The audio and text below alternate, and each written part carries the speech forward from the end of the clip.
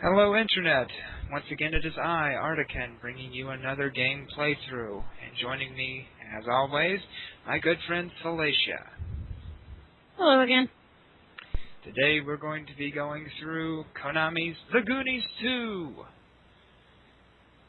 The non-existent, well, it's the sequel to the game that was a license of the movie that didn't have a sequel. If that makes any sense. And apparently the Fratellis have escaped from jail again. And Mom Fratelli is having a seizure. Evidently. Those eyes are just going crazy. Eat it, Rock. In this game we play as Mikey, I guess you'd call him the leader of the Goonies. Sort of was in the, well, as much as there was a leader in the movie, I guess he was the leader. Going around, and he has to rescue his kidnapped compatriots, the other 6 Goonies, and Annie the Mermaid. Because... yeah. She was so prevalent in the first movie. Oh yeah, I mean... It was that cut scene, you know, along with the, the Indiana Jones flying in, and yeah.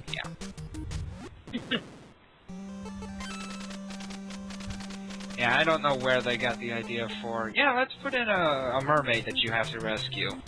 Yeah, that makes sense. It might have just been a case of just not knowing what's going on at all. She's a mermaid, right? Right. I guess so. Thank you, Japan, for your insanity. Since 1941 or something. Something like that. Well, whatever that motivational poster is. Yeah. Well, to go back to the game, I suppose, as I was saying, you have to rescue your compatriots, and doing that means that you've got to wander around a pretty large map that comprises a number of different types of areas. You've got the seaside resort, or restaurant, or whatever it was supposed to be. I think it was a restaurant. Wait. Yeah. Okay. When you're going through this background, there are lots of windows that are blue and some that are yellow, but you're inside. Why are the windows lit and not lit from the outside? I don't know. Maybe they're supposed to be pictures? I have to see them again. Yeah. This is the implement screen where you can see the stuff you have. Right now we don't have much. Look, it looks like they're in... Some windows have the light turned on inside, even though... Oh, now there's all panels doing it. Yeah? That makes no sense. There's a lot that doesn't make sense in this game.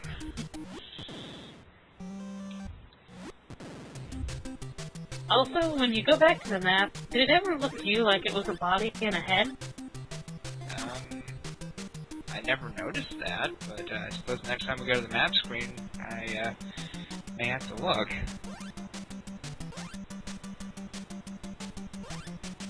As an interesting side note, did you ever get the opportunity to play the original Goonies game for the Famicom?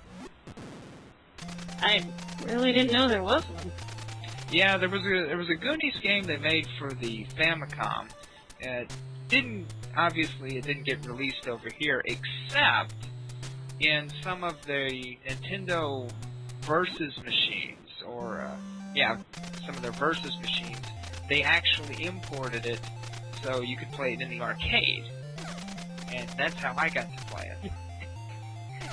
Mikey, you're such a thug. Yes. What do? You beat up old people sitting in rooms, and then they give you a candle.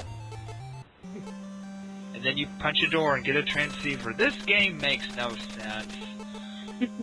I mean, considering the fact the candle was just about a requisite item, how was anybody ever supposed to figure out, yeah, to get the candle, you punch that old person? Not just once, but I think about 7 times. Who does that? Maybe the programmer doesn't like old people. What? Wait, what? What? Superhero? What? Ah, yes, Konami Man. Oh, Konami Man. Yes. Useful guy. I found out the hard way. Don't punch him. Ever. Does it ruin the rest of the game? Well, if you find him in the game, he'll refill your energy anytime you go to his room. But if you ever hit him, he will refuse to give you any more health after that. I think I hit him just on principle. Well, I suppose it's not a game breaker.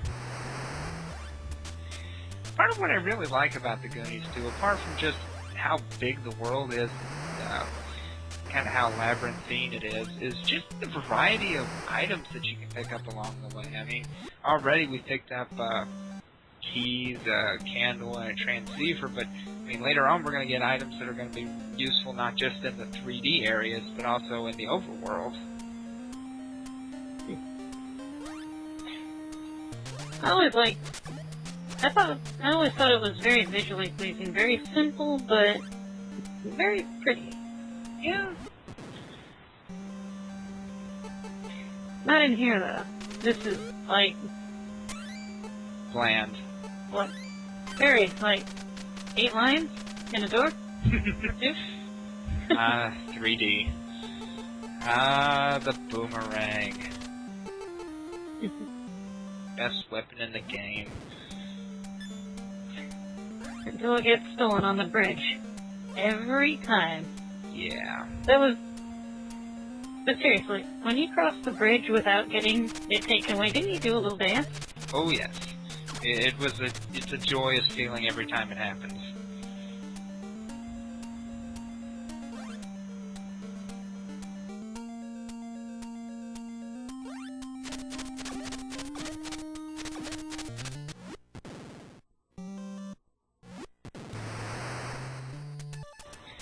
Oh, sorry about that, folks. Unfortunately, Skype is being a little bit unfriendly to us tonight, and it's cutting out periodically. But the show must go on. Now, what were we talking about?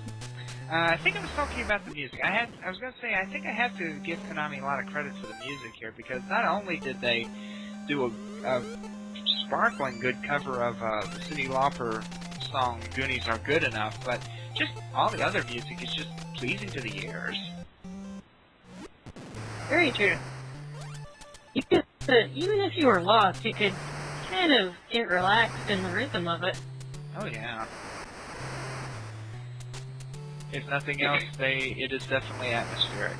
Oh, I suppose I should comment a little bit more on what's going on the screen. We just picked up the football helmet, which doesn't do us any good at the moment, but it will later protect us from falling rocks and the like.